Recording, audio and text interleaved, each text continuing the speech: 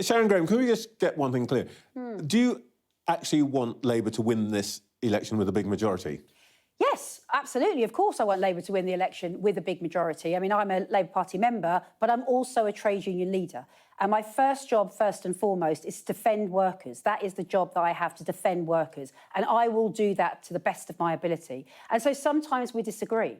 And I think when you disagree, people have to be big enough just to allow those disagreements to happen. Nobody thinks that everybody agrees all the time in terms of the movement. And of course, I have come out very strongly because I'm defending workers on two core things: fire and rehire, and also on the oil and gas industry and the lack of a plan for the oil and gas industry. And I've also spoken very, very clearly about growth and what's happening about growth. So yes, of course, I want them to win. I'm asking my members to vote Labour. I'm voting Labour. But that does not mean that you have to agree to every single thing. And it does not mean that you say, look, actually, you're wrong in this situation. And I think you need to do something slightly different. Well, let's talk about each of those in turn. But before we get to that, how did it feel to be in the so-called Clause 5 meeting where you agree the manifesto and to be the only person in the room who wasn't going, yay, let's go for it?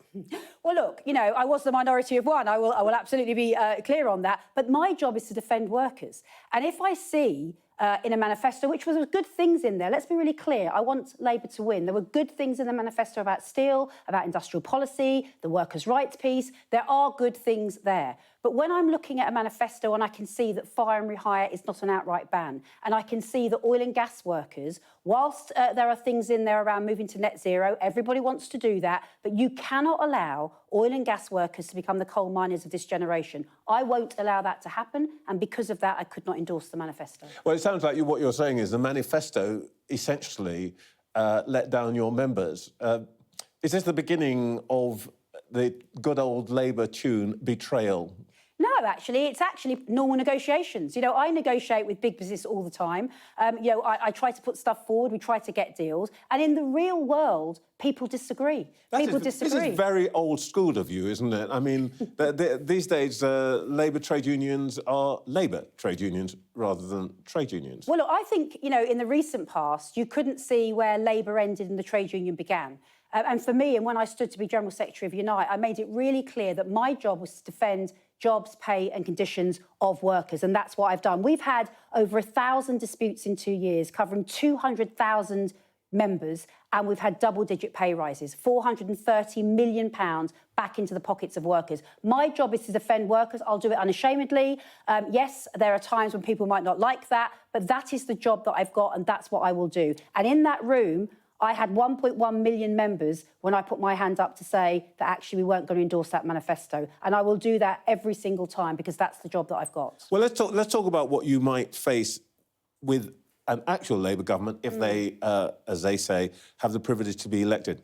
Angela Rayner says that on the oil and gas industries, where the pledge is not to agree any new exploration in the North Sea, she says that they will create, 100,000 green jobs, and that you're just fussing about your members' jobs and you don't really understand what they're trying to do. Yeah. Well, I've negotiated for 35 years, Trevor, and one thing I know is you read between the brackets. So two things. When you say I'm going to ban fire and rehire, if you're allowed to use it for restructure, that's exactly what British Airways did to 36,000 workers. That means it's not a ban. If you ban it, no ifs, no buts, you cannot use it. On oil and gas, I'm really clear. You cannot let go of one rope before you've got hold of another rope. And what we need to see in terms of oil and gas is that we need to see a proper plan with investment behind it. There's no point saying we're going to create jobs, but you're not going to show where the money is to create those jobs. Now, I've put forward a very detailed plan in terms of what it would cost and those jobs. Angela says she's got a plan.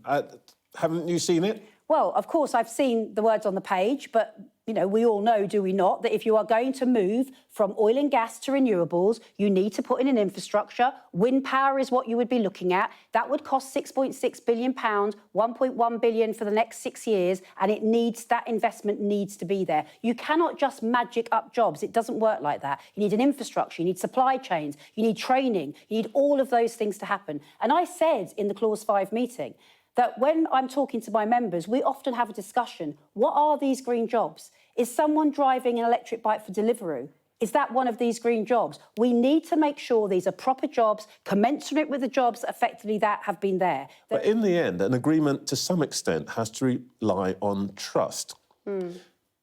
It sounds to me like what you're saying is you're ready to negotiate, you can see their position, but you don't accept it. But that actually underlying it, you're not absolutely sure that you trust these people.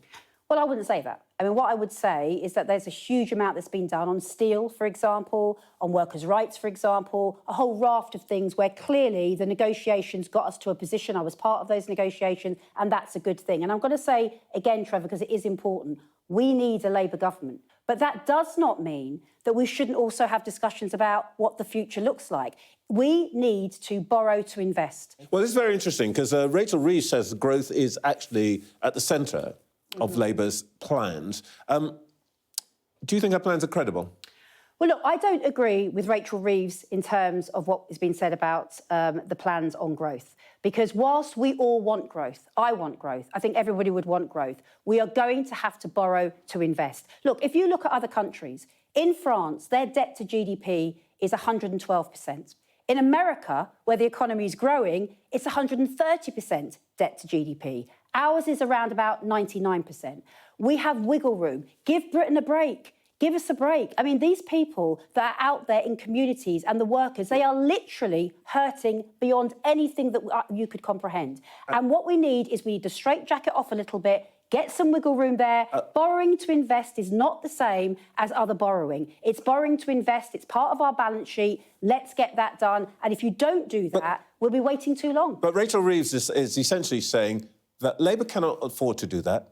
Labour has to have credibility. So, you know, to take your metaphor of the wiggle room, she's put on the corset and she's not going to release the strings on this, is she? Well, look, let's put it this way round. After the Second World War, our debt to GDP was 250%. 250%. And we built the NHS. We built the NHS. And we went on to be prosperous. There is wiggle room there. And I think it is right that Rachel's wrong. Say... What you're saying is Rachel's wrong? I don't agree with Rachel in terms of keeping to these phony fiscal rules. We do not have to keep to these fiscal rules in the way that we are doing. And actually, if you let the straitjacket off, we've done this in the past. If I just spoke about America, everyone keeps talking about America's growth. They are 130% debt to GDP. We're 99. Near 99. We have got wiggle room here. We've done it before. We can do it again. A 1945 Labour government did it before. Let's do that again. Are you amongst those who is a bit disappointed by what is said to be Labour's lack of ambition? Well, look, I think Labour have done some good things. You know, I don't want to throw the baby out with the bathwater here because that would be ridiculous. They have done some good things, and I do believe they want to do good things. We have seen the country hurting. What I, of course, would like them to do, I do think they need to see that we must loosen the straitjacket that they are talking about fiscally, and we must borrow to invest. If we're going to have transition, we're going to need the money to do that. Last question, then. In the end, if Keir Starmer gets the big majority that you say you want, why should he pay the blindest bit of notice to you? Well, first of all, I think he will, because I meet Keir Starmer and he understands that I have got a job to do. I say many, many times in conversations with Labour, I am here to fight for workers. That is the primary job that I have. But also I think that if you put your fingers in your ears, if you put your fingers in your ears to workers, we could be walking ourselves down a line where those people go somewhere else to seek solace. There is one shot. There is one shot for Labour to get this right. We've seen the polls and how volatile the polls are. Less than 5 years ago, a short time ago, there was 80% majority for the Tories. That has now moved over completely. So there's one shot to get this right, because we can see that there may be difficulties ahead if that is not the case. When you say there's somewhere else for them to go, where are you talking about? They're not going to go to Conservatives. Are you talking reform? Well, we can already see. I mean, I don't think it was coincidence that Nigel Farage launched his manifesto in Merthyr Tydfil, one of the poorest parts of the UK. And I think Labour have got one shot. We can see the volatility of the electorate. One shot to really say to workers and communities, we are with you. We can see the pain that you're going through. And to say to them to wait for growth, it is not quick enough. They are on their knees. They need Labour to come in and put their arms around them. And I really want Labour to do that. They've done some fantastic things in the manifesto. I'm supporting Labour, but we need to do more. Sharon Graham, thank you very much for your time. Thank you.